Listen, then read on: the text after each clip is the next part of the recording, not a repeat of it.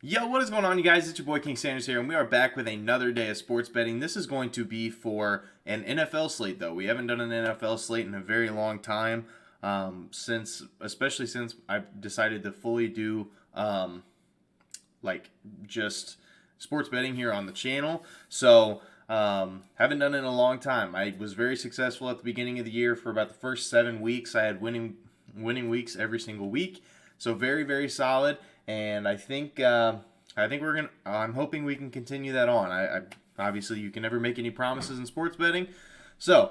If you guys are new, make sure you guys like, comment, subscribe, and turn on that notification bell so you guys know whenever I post. We are on the road to 1,500 subs. I know it'll take a little bit of time, especially since our NBA bets have not been going so well.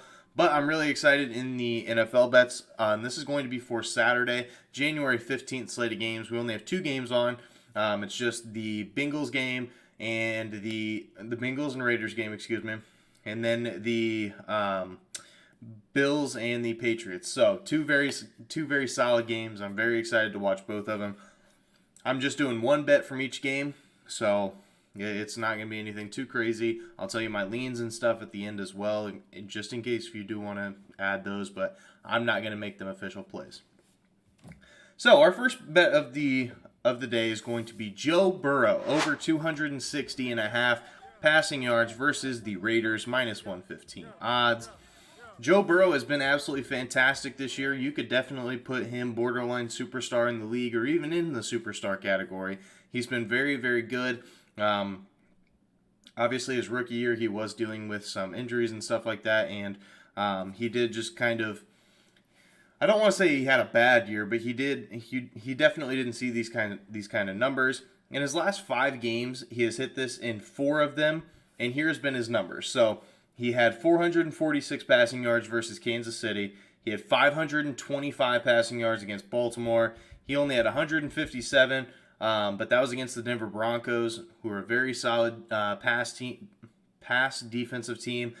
348 against San Francisco and 300 against the Chargers. So he has covered this line in 4 of the last 5 games, and it's against pretty solid opponents, pretty decent defenses, or at least some of them. Obviously not all of them, but he's been really great as of recently to finish off the year. And in the last 3 games, Cincinnati, you haven't really seen them run the ball too much. They've really dropped their attempts.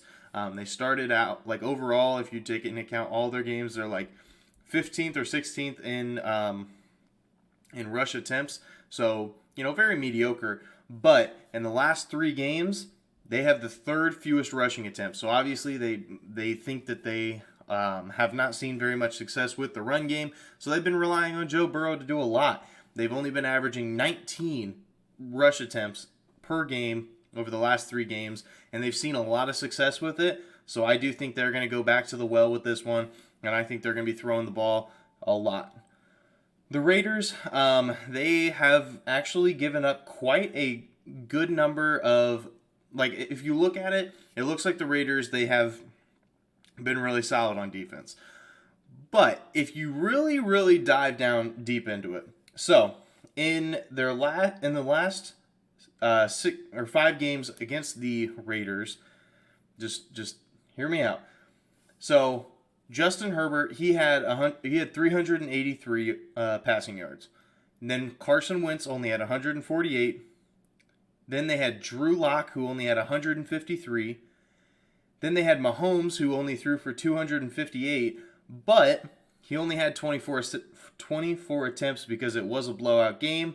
Then they had Taylor Heineke, 186 passing yards. So in those last 5 games, the 2 really solid QBs, and Justin Herbert and Patrick Mahomes. Mahomes would have hit this if the game wasn't a blowout, but Herbert cashed, and Mahomes, he was very close to cashing. He was 3 yards short, and I think if he would have got more attempts, he definitely would have got it. But you look at the other 3, Wentz has been very inconsistent all year, so that one is kind of up in the air. They had Drew Lock as well, not necessarily the best quarterback, and then Taylor Heineke, who is kind of he's a really good bridge quarterback, and so the 3 quarterbacks that didn't get it or didn't even really get close, One's inconsistent, one's not very good, and the other one is kind of just right in the middle. So they haven't really faced the greatest quarterbacks, and so I think that is why the numbers for the passing defense for the Raiders is so inflated this year. And in the last matchup versus the Raiders, Joe Burrow threw for only 148 yards, but one of the reasons being he only attempted 29 throws, and it was because it was actually a blowout. It was 32-13 in their last matchup, and the Bengals did end up winning this one. And I do think that the game stays closer than this, obviously, but only on 29 attempts, and they were running the ball a lot more. So I do think now that they saw a lot of success with the passing game over the past 3 or 4 games, or even 5 games, I guess, I do think they're going to stick to that a little bit more. In this year, Joe Burrow has attempted 30 or more passes 10 times this year, and he has cashed in 8 of them. So 80% of the time, if he throws at least 30 attempts, he is hitting this 261 plus passing yards, and I definitely think he's able to get that. Once again, I think he's going to get a lot of attempts. That's all. So that is our first play of the day. Joe Burrow over 260.5 passing yards versus the Raiders. Our next play of the day is going to be Buffalo Bills team total over 23.5 versus the New England Patriots. The Buffalo Bills have hit this line in 6 of their last 7 games, and the only one that they didn't, granted, it was against New England. But if you look at the weather of that game, the winds were so bad. It was literally that game where you could find videos of it on YouTube where the kickers would be kicking it in one direction and it would literally curl back and come the other direction. There was just a lot of running in that game. And, the Patriots did a fantastic job of clock management, not allowing Josh Allen and the Bills to be able to really get things going. New England, on the other hand, they've actually given up a decent amount of points in their last 3 games. They have given up 24 or more points in 3 of the last 4 games. The only one that they didn't was the Jacksonville Jaguars, who, let's be real here, the Jags have a hard time scoring the ball anyway. But other than that, they've given up 24 plus in the other 3 games in their last 4. So I don't know if New England's trying to just save it for playoffs or what they're doing, or maybe they are just slacking. But the Bills, the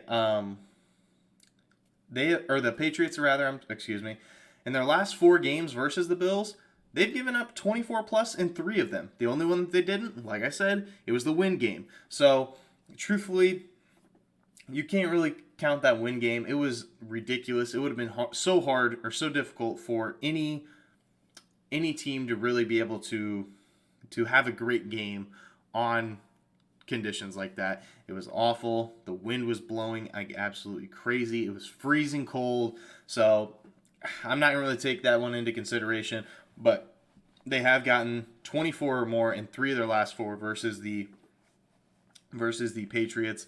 In New England, they have a lot of players listed as questionable right now. I'm sure that most of them will play just because it is the playoffs.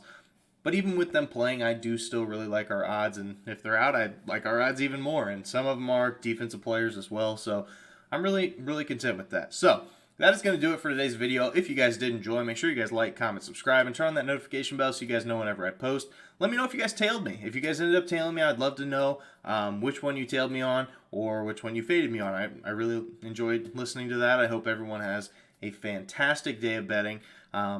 We've been a little bit rough, but truthfully, I'm loving it. So one more time, shout out to Seth, who is the guy that is making all of this look so good. Shout out to him. He's my editor.